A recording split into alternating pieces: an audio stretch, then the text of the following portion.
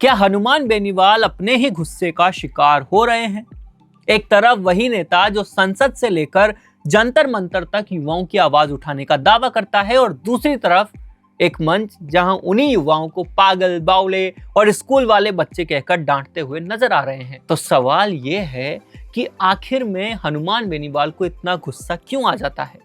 और उससे भी बड़ा सवाल कि क्या यह गुस्सा उनकी राजनीतिक की ताकत है या कमजोरी बन सकता है? दरअसल पूरा मामला चूरू के छापर जिले का है, जहां आरएलपी कार्यालय के उद्घाटन का कार्यक्रम था। कार्यक्रम शाम करीब 5:15 बजे तय होना था, लेकिन दूसरे कार्यक्रमों में व्यस्त होने के कारण सांसद हनुमान बेनीवाल रात करीब 11 बजे पहुंचे। इतनी देर के बावजूद हजारों लोग उनका इंतजार कर रहे थे। वो अपने आप में बताता है कि इलाके में उनकी लोकप्रियता और संगठन की पकड़ अभी भी मजबूत है। लेकिन जैसे ही बेनीवाल ने भाषण शुरू किया, सामने बैठे कुछ युवाओं ने जोर जोर से नारे लगाने और शोर मचाना शुरू कर दिया। सवाल यह है कि क्या यह विरोध था या ये उत्साह था, या सिर्फ भीड़ का अनियंत्रित व्यवहार? इसका कोई स्पष्ट जवाब फिलहाल सामने नहीं आया है, लेकिन जो कैमरे में कैद हुआ उसने राजनीतिक चर्चा जरूर छेड़ दी।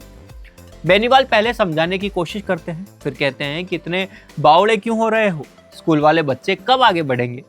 इसके बाद उनका गुस्सा और बढ़ता है। वो कहते हैं कि मैं दोबारा यहाँ नहीं आऊँगा, कौन सा तुम सुबह जाके वोट डालने वाले हो, और आखिर में माइक फेंक कर मंच छोड़कर चले जाते हैं।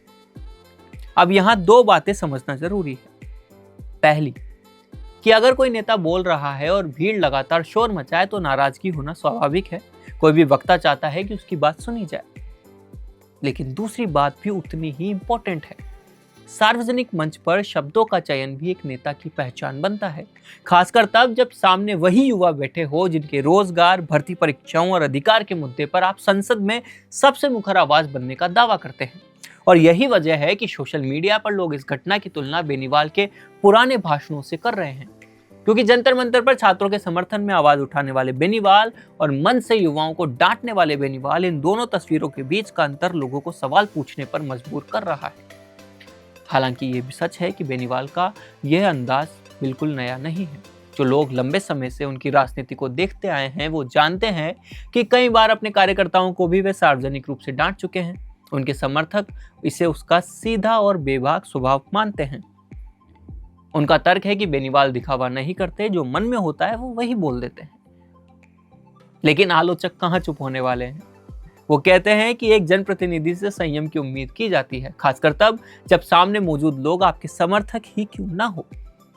अब सबसे बड़ा सवाल, क्या यह सिर्फ एक पल का गुस्सा था, या फिर लगातार आक्रामक राजनीति की छवि अब बेनीवाल के लिए चुनौती बनने लगी है? और क्या एक नेता की लोकप्रियता सिर्फ उसकी बेबाकी से तय होती है, या फिर मुश्किल हालात में उसके धैर्य से? अब इस पूरे मामले में आपकी क्या राय है? क्या मंच पर उनका गुस्सा जायज था, या फिर नेताओं को अपने समर्थकों के साथ भी भाषा और व्यवहार में ज्यादा संयम दिखाना चाहिए? अपनी राय कमेंट में जरूर बताएं। अपना पॉडकास्ट शुरू करना चाहते हैं और चाहते हैं कि पहले दिन से उसे लाखों लोग देखें, तो अब ये पॉसिबल है जयपुर में। जयपुर का सबसे तेजी से बढ़ता हुआ digital news channel the fact India आपके पॉडकास्ट को वर्ल्ड क्लास बनाने के लिए जयपुर के बीचों बीच श्याम नगर में लाया है world class podcast setup, green screen setup, उसे शूट करने के लिए best state of the art facilities, editor से लेके लाखों फॉलोअर्स और करोड़ों वाली रील्स वाला यूट्यूब चैनल, और ये सब आपको एक ही जगह पर मिलने वाला है। तो पूरी जानकारी के लिए आज ही व्हाट्सएप कीजिए इस नंबर पर।